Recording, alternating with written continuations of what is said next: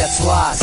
Tilpa meitene svaigu, tik maigu, tik skaistu kā zīdaiņa vaigu, bet kopā ar lietu ir asaru smaržas, kā akmens no klints, pa viņa seju gāžas. Tās asaras nav no prieka, bet no bēdas. Viņai vairs nav spēka, sirds jau stājas, viņa palikusi vien. Šī ir tā diena, kad blakus viņai vairs nav pilnīgi nevien.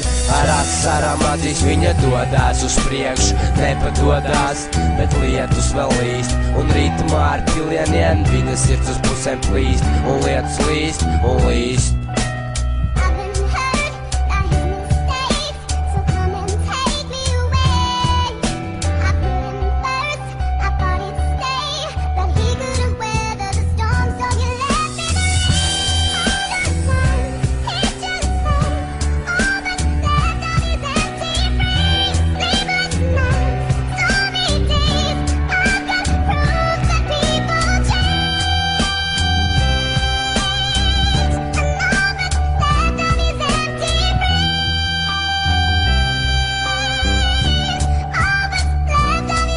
Viņa apstājās uz mirkli, apdomājās, kur viņa ies, ko viņa darīs, kāds būs viņas dzīves mērķis tālāk nekāds. Spēr soli paliek arvien smagāk, acis noraudāts, drēbes pielijušas, slapjas viegli sasaluši. Pirks nekustīgi atceluši, mati salipuši, viss prom ir pazuduši, palikusi vien viņa domā, vai ir jēga cīnīties, vai jēga mocīties, vai jēga savu dzīvi turpināt tā.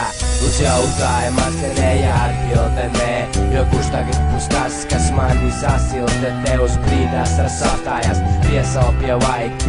Viņa prātā domā par viņu, jo viņai viņu vajag, viņa nespēja bez viņa, viņa negrib bez viņa. Viņai viņš bija visi, bet tagad tas viss ir pazudies. Atkal viņa raudāt sāk, paceļ galvu, redz, ka puiss nāk, redz, ka puiss nāk.